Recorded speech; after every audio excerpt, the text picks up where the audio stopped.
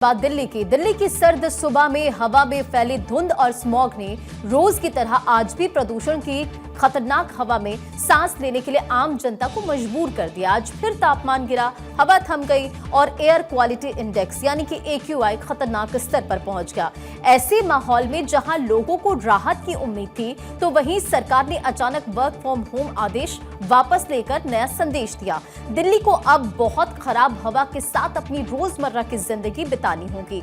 दूसरी तरफ CAQM का बड़ा फैसला आया कि ग्रैप 3 हटा दिया गया, लेकिन ग्रैप 1 और ग्रैप 2 की सख्ती के साथ हालात पर पैनी नजर रखी जाएगी। राजधानी पिछले कई हफ्तों से लगातार बिगड़ती हवा से जूझ रही है और इसी बीच नियमों में ढील और सख्ती के बीच बैलेंस बनाना प्रशासन के लिए चुनौती बन गया है।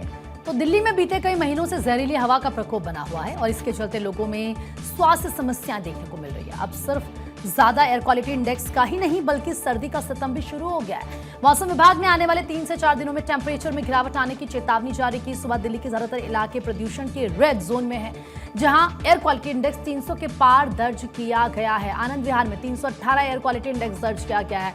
अशोक विहार में 307, बवाना में 343, बुराड़ी क्रॉसिंग में 312, चांदनी चौक 331। इसके अलावा डॉक्टर करनी शूटिंग रेंज की बात करें तो 324, DTU 330, द्वारका सेक्टर 8 में 324, जहांगीरपुरी में 342, मुंडका में 340, सोनी 343, आरकेपुरम 344 और वजीरपुर में 323। इसी तरीके से दिल्ली का हाल आप देख लीजिए बना हुआ है। वरुण चंद जरा बातचीत के लिए इस वक्त हमारे सहयोगी जुड़ चुके हैं हमारे साथ। वरुण, दिल्ली की आबोहवा इस तरीके से खराब होती जा रही है, रोज हम ये बात करते हैं लेकिन होता कुछ भी नहीं है और अब तो सर्दी का सितम भी शुरू हो चुका है।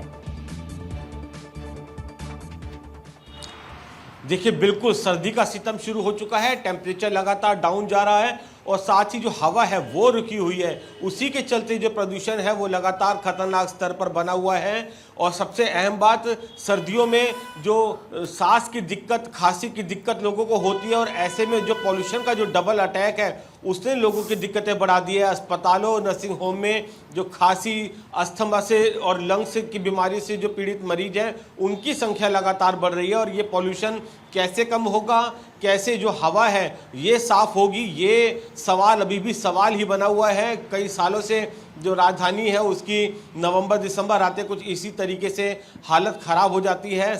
जो हवा है वो सांस लेने के